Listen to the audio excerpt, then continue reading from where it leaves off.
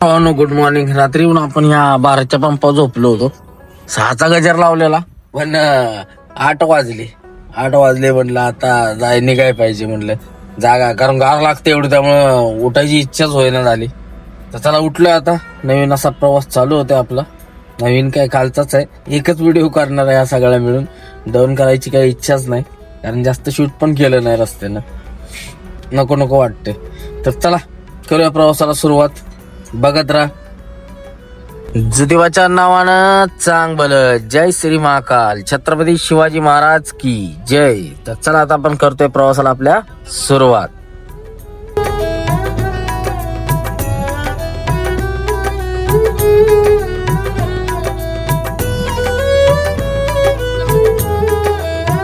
भावानो सकाळ सकाळी जाग येते पण बरं गाव उठायची इच्छा होत नाही. बेकार लय गार लागते इकडं. आता चहा घेतला पाहिजे, महत्वाचा आपला चहा. सकाळचा चहा घेऊया आणि मग करूया प्रवासाला आपल्या सुरुवात मस्त अशी.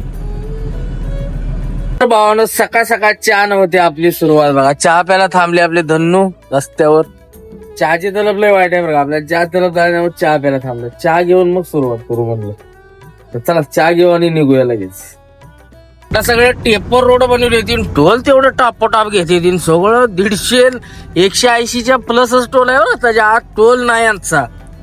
असली भानगड आहे या ओडिसात. तर आता भद्रकच्या पुढे तर रोड चांगला आहे भुवनेश्वर पर्यंत, भुवनेश्वर पास करत तोपर्यंत. बाकी तिथं थोडासा कुठं काम चालू आहे, बाकी तेवढं खराब आहे. ह्याच्या मागं खराबच होता सगळा, पूर्ण बिलासूर सगळं काम चालू आहे. आता हे एवढा भद्रकच्या पुढे लागलाय जरा चांगला, बऱ्यापैकी लागलाय. मी पण मला वाटते 2-2-2.5 महिन्यात आलो इकडं. तर बघू शकता आला बघा टोल. आणि टोलचं चोकणं मोठं एक आहे की टोल नाक्यावर ओव्हरलोड नसली ना गाडी, मोकळी गाडी असली तरी ओव्हरलोड दाखवतो. असला विषय इथला, लय हार्ड विषय इथला. त्यामुळं आणि बाहेरची गाडी बघितली की मुद्दाम करतात बरं का ओव्हरलोड आहे आणि ह्या डबल टोल साठी. असली भानगड आहे बघा.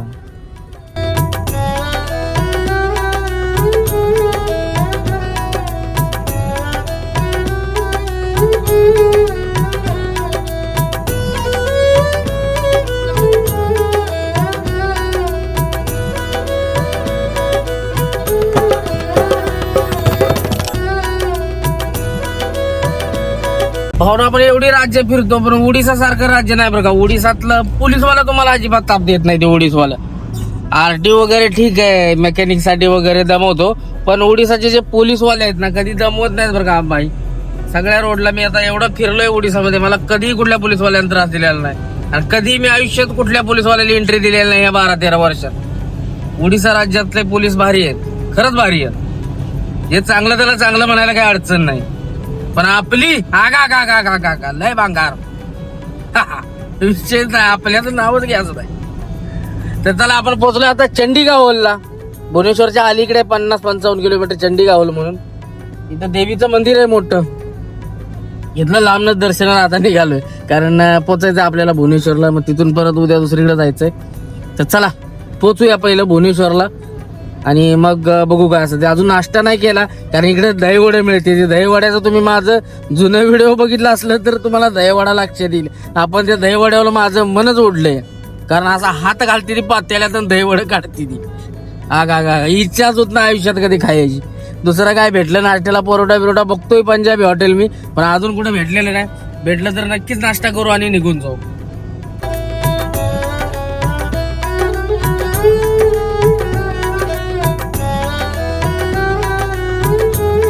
ओडिसा टोलच दुनियात आहे. टोल बघा किती आहे, 240 रुपये टोल आहे आपल्या गाडीला.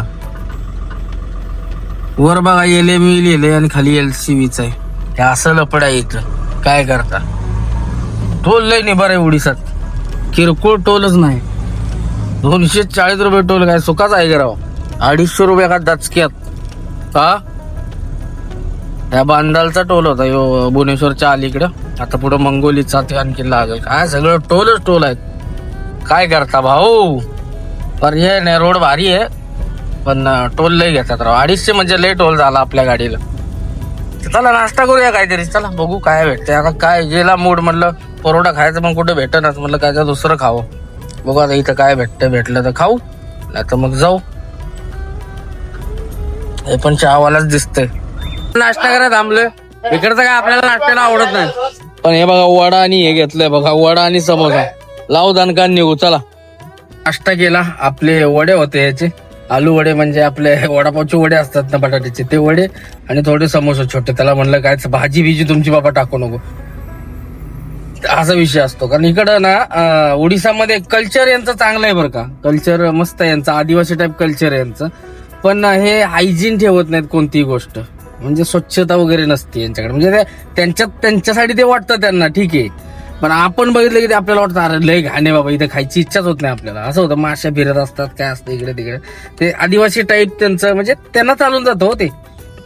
पण आपल्याला ते बघितल्यावर आपल्याला नको वाटतं, ती इच्छाच होत नाही खायची. त्यामुळे त्याला म्हटलं काय टाकाटाकी करू नको, ते आहे ते समोसा सुका सुका खातो आणि जातो.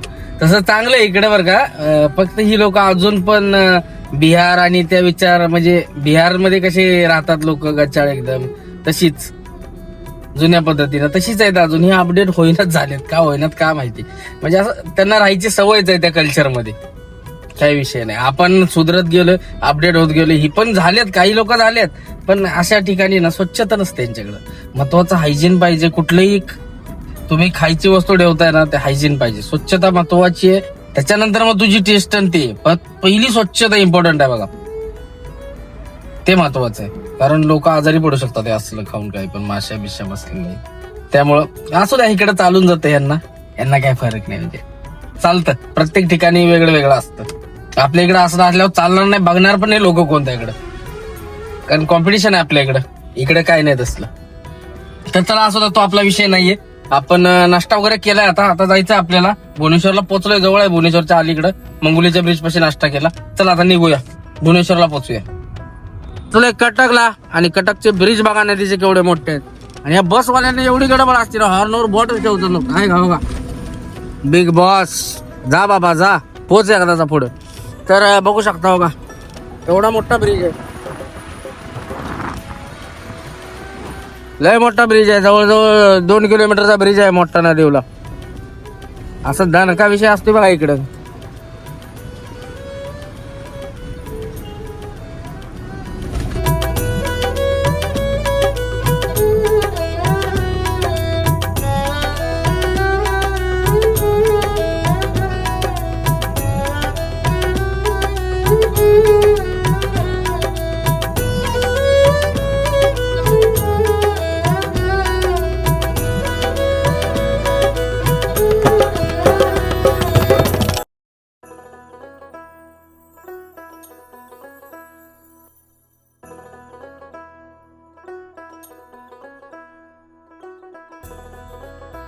ब्रिज किती आहेत बघा. हा एक ब्रिज आहे, त्याच्या पलीकडे एक ब्रिज आहे, त्याच्या पलीकडे एक ब्रिज आहे, त्याच्या पलीकडे ट्रेनचा ब्रिज आहे. तर 1 2 3 4 ब्रिज तर असंच रोडचा आहे ती, आणि पलीकडे ट्रेनचा 5 ब्रिज आहे ती. कसा आहे का नक्का. आणि ती पण बारका का सारखा ब्रिज नाही, 2 किलोमीटरचा ब्रिज आहे. 2 किलोमीटर लांब आलं बघा बसवालं, बेकार चोट बघा, नक्की मजा बघा त्याची. हा मर मर मर जाऊन पुढे ठोकून झोप. आपण पोहोचलोय भुवनेश्वरला. आता मेन कटक पास करून भुवनेश्वरला आलोय, आणि भुवनेश्वरला आपल्याला लागले जाम. हे इथून खाली या ब्रिजच्या खाली पुरी जगन्नाथपुरीला रोड जातो देवाला.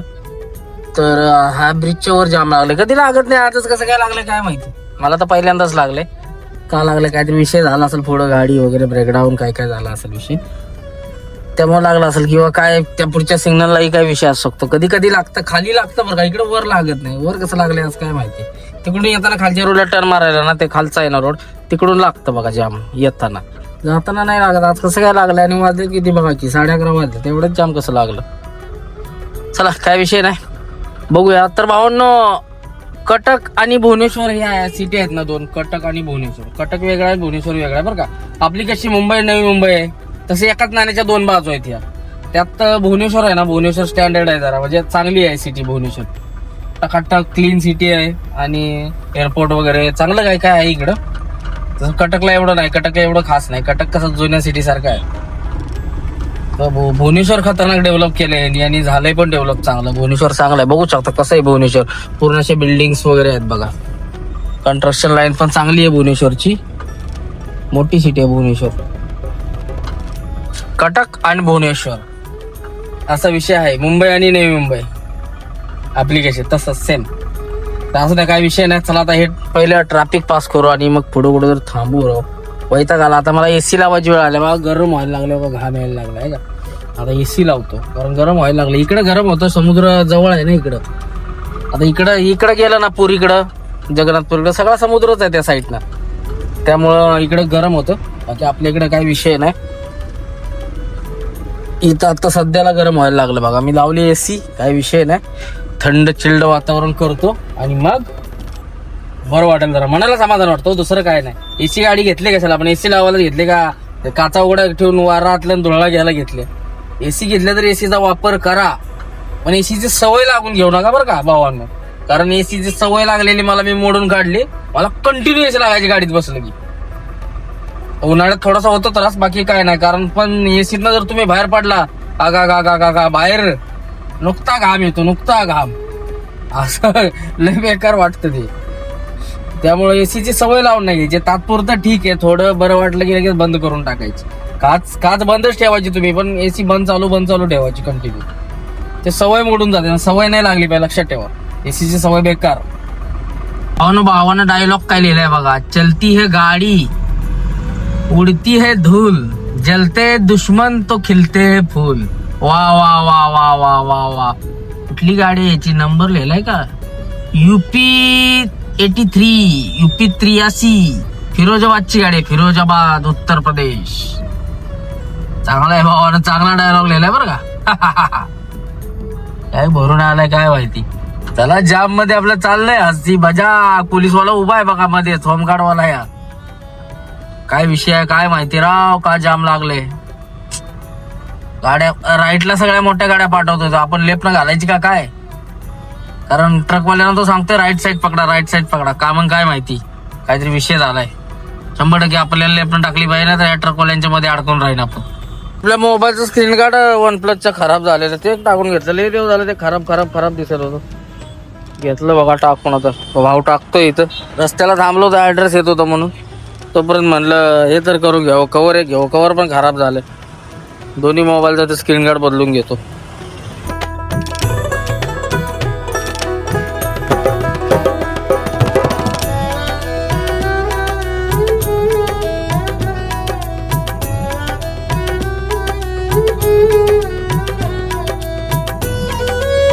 आपण आले भुवनेश्वर एअरपोर्टला. इकडे आपलं थोडंसं काम होतं. छोटस एअरपोर्ट आहे, बघू शकता. कुणाचा पुतळा आहे काय माहिती. ओडिसाचं कोणतरी नेता वगैरे असतील किंवा ज्येष्ठ नागरिक, बघू शकता त्यांचं हे आहे इथं.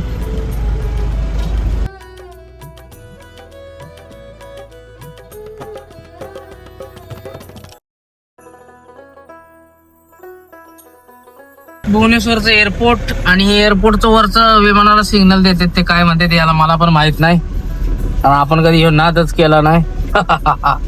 ते सिग्नल वगैरे देतात, ते पिक्चर मध्ये बघितलंय तेवढंच, बाकी काय नाही. काय म्हणते त्याला काय माहित, कमेंट करून सांगा कुणाला माहित असेल तर. असा जो टावर आहे, सिग्नलचा टावर, आणि मग आपला इंडियाचा फ्लॅग लागलाय. आणि दोन्ही एंट्री टर्मिनल 1, 2, 3 3 टर्मिनल. एवढं मोठं आपल्या एअरपोर्ट सारखं तर नाही, हाय छोटस आहे, हाय भारी आहे, स्वच्छता वगैरे चांगली आहे, काय विषयच नाही. कारण प्रायव्हेट आहे त्यामुळं आयला आपल्याला आता इथं टोल लागतोय का काय, बापरे. इथं हे लावलेलं आहे, काय माहित सोडतोय का काय, पैसे घेतोय बघू आता.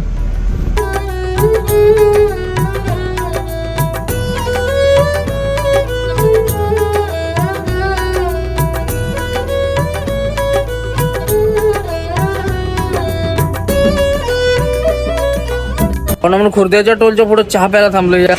चहा घेऊ मस्त असा, आणि अजून पुढे जाऊन थांबायचं आपल्याला, कारण सकाळी पोहोचायचंय. जंगलाचा रोड आहे, सकाळी सकाळी मस्त असं नजारा बघत जाऊ. आता काय लवकर जाणार नाही आपण.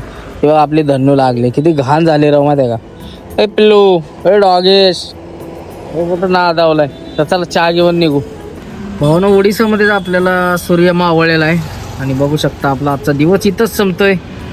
तर चला आता थोडंफार पुढं चालू आणि झोपून टाकू, कारण पुढं जंगलाचा एरिया आहे, तिकडं आपण काय जाणार नाही. किन्नरकीत आपण गेलेलो तेव्हा आत्ता चाललोय बरं का, कारण तेव्हा लय डेंजर होतं काम. आता जरा बरं पडले, आता जरा चोऱ्या माऱ्या बंद झाल्यात, पण ते एरियात भंगार आहे, त्यामुळे आपण दिवसात सकाळच जाणार आहे, काय होईना. चला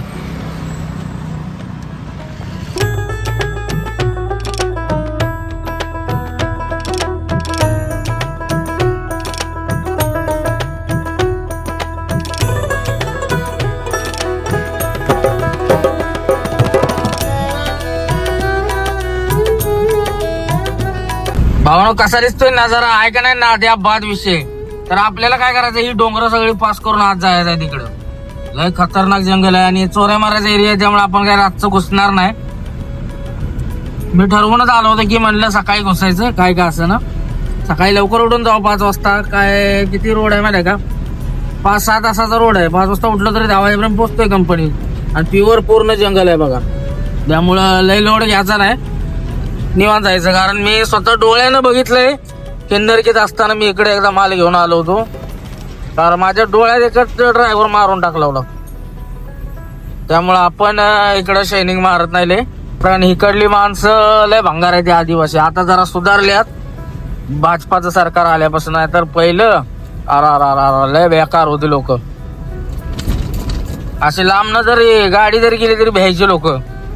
आपली एवढी मोठी आपली टेलर गाडी होती, गाडीच्या शेजारी अशी माणसं कुतूहलानं बघायला यायची, त्याला काय विषय एवढी मोठी गाडी. आम्ही गेलो तिथे कंपनीत, त्यावेळी नुकता तो वेदांता पॉवर प्लांट आहे का नाही, नुकता बांधायचा चालला होता. त्यावेळी आपण गेलो होतो, मला वाटतं 2009 साली असेल, 9 किंवा 10. त्यावेळी मी गेलो होतो तिथं. तर आता तर कसलं खतरनाक, आता तर तिथं फुल हे झाले. त्यावेळी 6 लोक पण थांबवायची कंपनीत येऊन, 500 घेतल्याशिवाय जायचीच नाही ड्रायव्हरकडनं, नाही तर मारायची ती. असलं होतं. आता जरा सुधारणा झाली असेल असं मला वाटतंय, कारण सुधारला आता भरपूर. 10 लय वर्ष झाली राव. 15 वर्षात फरक पडला असेल काय ना काय. तर बघूया आता कसे.